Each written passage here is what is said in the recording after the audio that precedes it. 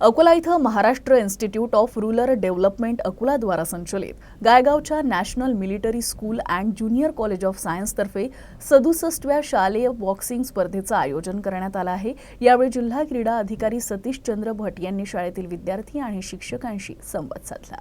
अकोला इथं 23 डिसेंबर पासून आयोजित 67व्या राष्ट्रीय शालेय बॉक्सिंग स्पर्धेच्या आयोजनासंदर्भात जिल्हा क्रीडा अधिकारी सतीश चंद्र भट यांनी शाळेच्या प्राचार्या संगीता बघेले यांच्याशी चर्चा केली।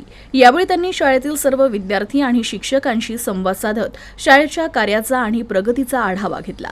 तसेच शाळेत राबवण्यात येणाऱ्या विविध कार्यक्रमांचं कौतुक केलं आणि शालेय क्रीडा स्पर्धांमध्ये राज्यस्तरावर शाळेचे अकोला जिल्ह्याचे आणि अमरावती विभागाचे प्रतिनिधित्व करणाऱ्या 20 पेक्षा जास्त विद्यार्थ्यांचा गौरव केला। शालेय क्रीडा स्पर्धांमध्ये राज्यस्तरावर अकोल्याचे प्रतिनिधित्व करणारे सर्वात जास्त विद्यार्थी नॅशनल मिलिटरी स्कूलचे असल्याचं सांगून त्यांनी समाधान व्यक्त केलं।